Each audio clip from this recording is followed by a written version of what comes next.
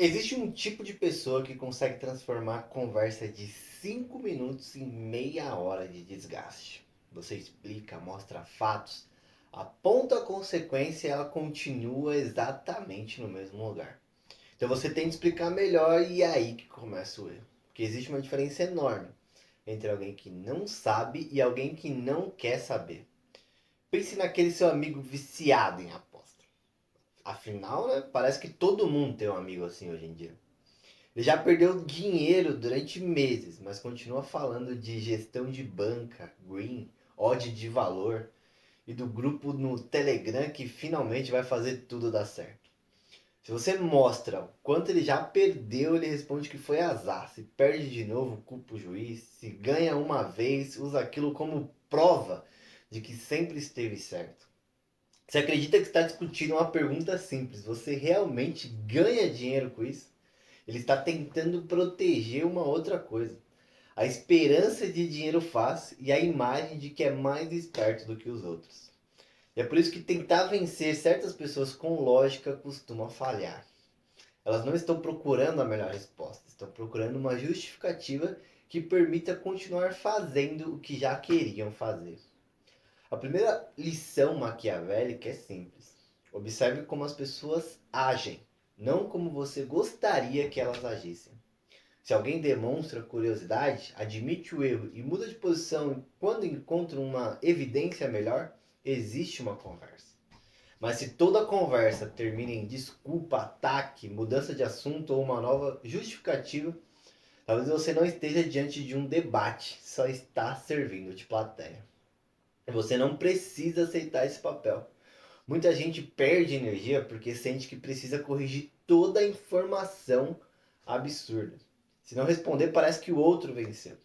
Mas existem discussões em que vencer significa sair primeiro. Se o apostador quer acreditar que a múltipla de domingo vai mudar a vida dele, você não precisa transformar o almoço numa aula de estatística. Se alguém acha que todo fracasso pessoal é culpa do mundo, dificilmente será você quem produzirá uma revelação no meio de uma discussão. A pergunta útil deixa de ser como faço essa pessoa entender e passa a ser por que estou gastando energia tentando fazer essa pessoa entender. Só que evitar discussões ainda não basta. Existe algo mais importante. Descobrir o que governa aquela pessoa. Algumas são governadas por dinheiro, outras por sexo, outras por status, atenção, produtividade, necessidade de pertencer a uma guerra. Agora olha para aquele colega cujo cérebro parece ter sido treinado para enxergar sexo em tudo. Você comenta sobre uma atriz e ele sexualiza. Uma mulher nova começa a trabalhar no setor e ele, antes de saber o nome dela, ele já fez algum comentário sobre o corpo dela. Alguém conta que começou um relacionamento e ele imediatamente transforma a conversa numa piada de duplo sentido. Depois de um tempo, você percebe que não é apenas falta de filtro, é como se ele tivesse desaprendido a enxergar certas pessoas fora dessa lógica. Uma colega deixa de ser apenas uma colega. Uma mulher bonita deixa de ser apenas alguém passando na rua. Até uma conversa sobre relacionamento vira comparação com aquilo que ele consome numa tela. Isso começa a afetar a forma como ele entende o mundo. Relações reais têm constrangimento, conversa, rejeição, afeto, limites, insegurança e respeito pelo outro. Só que quando alguém passa tempo demais consumindo uma versão artificial e hipersexualizada dessas relações, pode começar a esperar que a vida funcione com essa mesma lógica. A consequência aparece nas coisas pequenas. Comentários inadequados, dificuldade de conversar normalmente, expectativas absurdas sobre sexo e relacionamento, a incapacidade de perceber quando está deixando alguém desconfortável. Ele acha que está apenas brincando, mas quem está em volta já percebeu que qualquer assunto pode acabar no mesmo lugar. E esse é o ponto que interessa aqui. Quando uma única recompensa começa a dominar demais a atenção de alguém, ela deixa de ocupar apenas uma parte da vida e começa a reorganizar a maneira como essa pessoa interpreta tudo ao redor dela. É isso que você precisa aprender a observar. Não apenas aquilo que alguém gosta, mas aquilo que já começou a controlar a forma como essa pessoa enxerga o mundo. Agora observe aquele coach de rede social que você segue. O problema, na maioria das vezes, nem é ele. Ele provavelmente sabe exatamente o que está fazendo. Quando ele aparece num domingo dizendo que você está descansando, enquanto alguém está trabalhando para tomar o seu lugar, aquilo não é necessariamente a vida real dele, é só um conteúdo, é uma persona. Ele precisa parecer mais disciplinado, mais produtivo e mais obcecado do que uma pessoa normal. Porque está vendendo alguma coisa, curso, mentoria, comunidade, uma consultoria, ou está vendendo a própria imagem. Falar que trabalha bastante não chama atenção, então ele trabalha enquanto todos dormem. Gostar de estudar não basta, ele precisa dizer que lê 50 livros por ano. Ter contato não basta, tudo vira network. Descansar não é descansar, é recuperação estratégica de performance. Existe exagero porque o exagero vende. E sinceramente, se ele criou esse personagem para ganhar dinheiro, e existe gente disposta a comprar, existe até certa inteligência nisso. Maquiavel provavelmente teria mais interesse em entender a estratégia de quem construiu a imagem do que em reclamar dela. O problema começa quando alguém ao seu redor assiste aquilo e não percebe que está vendo um personagem. Aí você está tomando café tranquilamente no domingo e aparece aquele amigo que nunca vendeu um curso, nunca administrou uma empresa e mal organiza a própria vida perguntando por que você não está produzindo. Você fala que vai passar a tarde vendo uma série, você precisa mudar seu mindset. Diz que não tem interesse em transformar seu hobby em negócio e a pessoa diz, você está pensando pequeno. Se você falar que dormiu 8 horas, ele vai dizer que enquanto você dormia, alguém estava construindo o próprio império. E essa pessoa começa a imitar não o sucesso do coach, mas os trejeitos dele. Repete as palavras, as frases, a postura. Só esquece de perceber que o sujeito da internet ganha dinheiro justamente convencendo pessoas de que todo minuto da vida precisa ser otimizado. Essa é a parte quase cômica. O coach está monetizando o personagem. Seu amigo está interpretando o mesmo personagem, só que de graça. E pior, tentando obrigar você a participar dessa peça, desse teatro. É isso que você precisa aprender a identificar. Muitas vezes a idiotice não está em alguém criar uma imagem conveniente para vender alguma coisa. Está em assistir a essa imagem, acreditar que aquilo representa a vida inteira daquela pessoa e começar a reproduzi-la no mundo real como se tivesse descoberto uma grande filosofia. Porque uma coisa é entender o jogo, outra coisa completamente diferente é virar figurante no jogo de alguém sem sequer perceber. Quem precisa de dinheiro rápido será vulnerável a promessas de dinheiro rápido. Quem precisa desesperadamente de aprovação fará coisas absurdas por atenção. Quem transforma sexo em centro da vida reduzirá todas as relações humanas a isso. Quem precisa sentir que está vencendo pode transformar até um almoço em uma competição. Quem vive copiando discurso de empreendedorismo tende a enxergar oportunidade em tudo.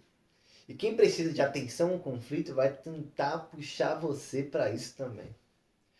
Mas perceber o padrão só serve para alguma coisa se você usar essa informação para se proteger. E aqui a lógica é simples. Quando você já sabe qual é o defeito previsível de alguém, não coloque nas mãos dessa pessoa justamente aquilo que esse defeito pode destruir.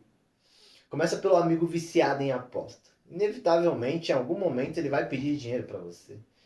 E dificilmente vai falar, me empresta R$ 1.000 porque eu quero apostar. Ele vai dizer que apertou uma conta, que surgiu um imprevisto, que precisa pagar alguma coisa hoje e devolve quando receber. Isso já aconteceu comigo. Você pode até pensar, ele disse que não é para aposta. Pode até não ser diretamente. O problema é que dinheiro não funciona dessa forma. Se ele tem R$ 1.000 na conta e você empresta mais 1.000 para pagar o aluguel, ele pode usar o dinheiro dele para apostar, porque agora o aluguel está coberto pelo seu dinheiro. Na prática, você continua financiando o comportamento. Ou então ele já perdeu dinheiro apostando e está pedindo emprestado justamente para cobrir essa dívida que ficou para depois. Então, se você já sabe que a pessoa está descontrolada com a aposta, a proteção é muito objetiva. Não empresta seu dinheiro. Não importa se a história parece conveniente. Não importa se promete devolver na sexta. Não importa se se diz que dessa vez não tem nada a ver com aposta, porque enquanto aquela pessoa não reorganizar a própria relação com o dinheiro, você não sabe se está ajudando a pagar uma conta, né, ou simplesmente liberando mais dinheiro para ela continuar se afundando nesse mundo das apostas. E depois acontece o previsível, né? Ela perde de novo e agora existe um problema que antes era apenas dela e agora virou seu também. Com aquele cara que sexualiza absolutamente tudo, o risco é diferente. Se você já sabe que ele não consegue conhecer uma mulher sem comentar sobre corpo, fazer piada sexual, ultrapassar algum limite, não saia apresentando mulheres importantes da sua vida para esse sujeito. Você começa a namorar e pensa em colocar a sua namorada nesse mesmo grupo com essas pessoas? Pense duas vezes, cara. Vai sair com a sua irmã, prima, alguma amiga, e sabe que esse cara vai estar lá, você já sabe como eles funcionam. Não coloque alguém que você gosta numa situação desconfortável para depois tentar justificar. Ah, não liga, ele é assim mesmo. Se ele é assim mesmo, melhor ainda. Você já tem informação antes. A proteção acontece antes do comentário constrangedor, não depois. Você não precisa tentar ensinar um homem adulto a enxergar mulheres normalmente. Só precisa entender que se ele não tem filtro, você não precisa dar acesso fácil às pessoas que podem acabar sendo alvo desse comportamento. Agora vem aquele amigo, né, que começou a consumir o coach de internet demais. Depois de algumas semanas, é inevitável. Ele vai aparecer com uma ideia de negócio brilhante. Normalmente é brilhante porque ele pensou nela ontem. Ele chega empolgado, descobriu uma oportunidade absurda. Isso ninguém tá fazendo. Se a gente entrar agora, vai dar muito dinheiro. Já aconteceu comigo. Começa a explicar como vocês podem abrir uma empresa, importar alguma coisa, vender produto, criar uma agência, lançar um curso, investir no mercado novo, entrar em um negócio que ele conheceu há 3 dias. Eu só dou risada. Eu escuto, acho interessante, mas nunca coloque dinheiro nessas coisas. Existe uma chance enorme de uma semana depois ele já tá falando de outra coisa. A ideia é que na segunda-feira era o negócio da vida, desaparece na sexta porque ele assistiu a outro vídeo e agora descobriu uma oportunidade ainda melhor. É sempre assim. E o perigo é você confundir empolgação com competência. Uma pessoa pode falar com muita convicção sobre empreendedorismo e não ter disciplina suficiente para manter a mesma ideia durante um mês. Pode repetir palavras como estratégia, escala, network e execução, e ainda assim nunca ter administrado nada de verdade, nem a própria vida. Então, quando esse amigo aparecer com o próximo negócio revolucionário, observe o histórico. Quantas ideias ele teve nos últimos 6 meses? Quantas ele realmente executou? Quantas duraram? Porque se ele muda de direção toda semana, você não precisa virar sócio apenas para descobrir aquilo que o comportamento dele já deixou claro. Escute as ideias. Não transforme a empolgação dele em risco financeiro seu. Com a pessoa que transforma qualquer assunto em discussão política, merece até um vídeo só sobre isso, né? Ideológico ou cultural. A proteção é seu tempo. Você fala que gostou de um filme, a pessoa começa uma discussão sobre política.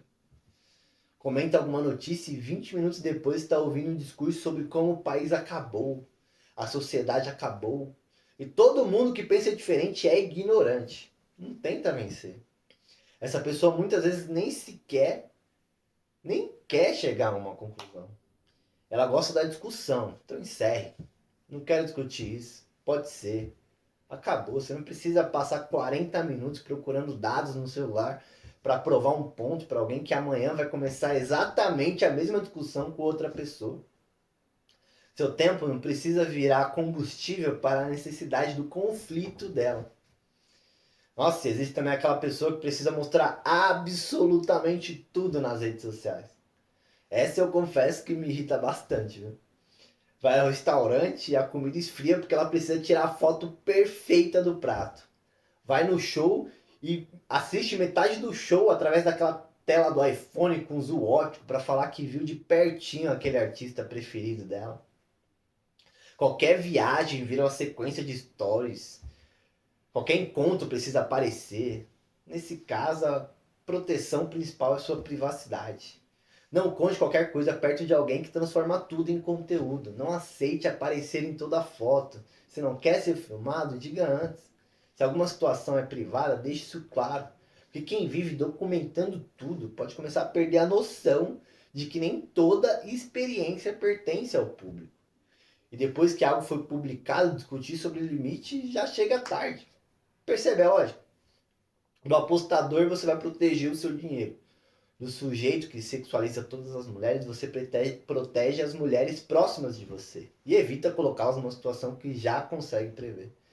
Do amigo que vive pulando de uma oportunidade de negócio para outra, o empreendedor, você protege seu patrimônio. Da pessoa que transforma tudo em discussão, seu tempo. Da pessoa que precisa publicar tudo, a sua privacidade. É isso que interessa, não ficar classificando quem é idiota, mas perguntar: se essa pessoa continua agindo exatamente como sempre agiu, onde isso pode me atingir? Então você fecha aquela porta antes que o problema aconteça. Porque o grande erro não é conviver com alguém que toma decisões ruins. O grande erro é conhecer perfeitamente o padrão dela e continuar oferecendo justamente a oportunidade para que esse padrão alcance a sua vida. Se ele não sabe lidar com dinheiro, não empresta. Se não respeita o limite com mulheres, não facilite acesso às mulheres perto de você. Se muda de negócio toda semana, não vire sócio. Se transforma tudo em discussão, não debata. Se publica tudo, não entregue a sua privacidade. Você não precisa esperar mais uma decepção para confirmar aquilo que você já sabe. Depois de certo ponto, dizer eu não imaginava que ele faria isso, deixa de ser verdade. Você já imaginava. Só esperava que dessa vez ele fosse agir diferente. Existe uma proteção realmente maquiavélica contra esse tipo de pessoa. Pare de organizar a sua vida com base na versão que você espera que alguém se torne. Organize com base na pessoa que ela já demonstrou ser.